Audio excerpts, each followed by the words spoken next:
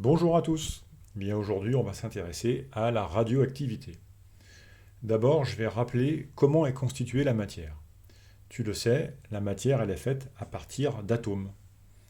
Les atomes, ce sont des petites sphères qui s'assemblent les unes avec les autres pour former des molécules.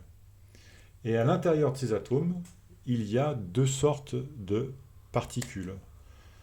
Il y a des neutrons et il y a des protons. Et les uns et les autres, ces protons et ces neutrons, on les appelle des nucléons. Et un atome, c'est fait avec, en son centre, des neutrons,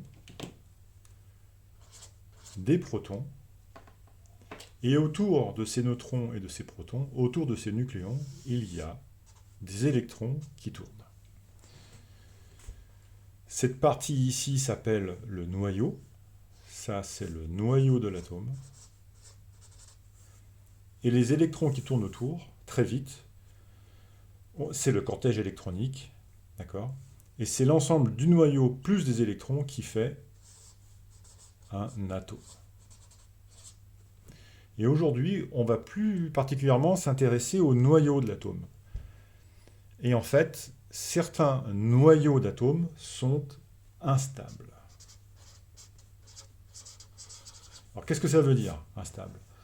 Instable, ça veut dire que par moment, ces noyaux, eh bien, ils émettent des particules pour se stabiliser. Et ces particules, elles peuvent être de plusieurs types. Alors c'est simple, tu vois que dans un noyau, il y a des protons ou des neutrons. Eh bien, on va commencer par les atomes qui ont trop de protons. Trop de neutrons, pardon. Trop de neutrons. Eh bien, ces neutrons, à l'intérieur du noyau, ils vont se transformer. Le neutron, que j'ai symbolisé en bleu ici, se transforme et devient un proton plus un électron. Le proton, comme son nom l'indique, il est chargé positivement. L'électron, il est chargé négativement. Et tu vois qu'un plus plus un moins, ça donne bien un neutron, une charge neutre. Ce type de radioactivité, ce type de désintégration radioactive, ça s'appelle la radioactivité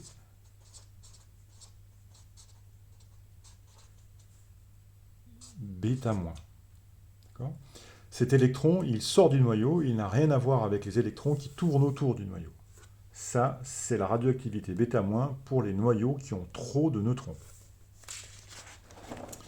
Mais tu as aussi un autre type de radioactivité, c'est les noyaux qui ont trop de protons cette fois-ci. Cette fois-ci, le proton, qui est chargé positivement, eh bien il va se transformer en un neutron, et on va émettre ici un positron. Le positron, c'est comme un électron, mais il est chargé positivement. Tu vois que là aussi, on a une charge plus de ce côté-là et une charge plus de ce côté-là, donc l'équation est équilibrée.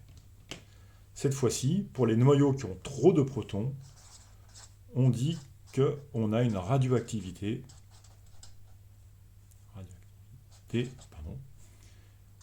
bêta plus.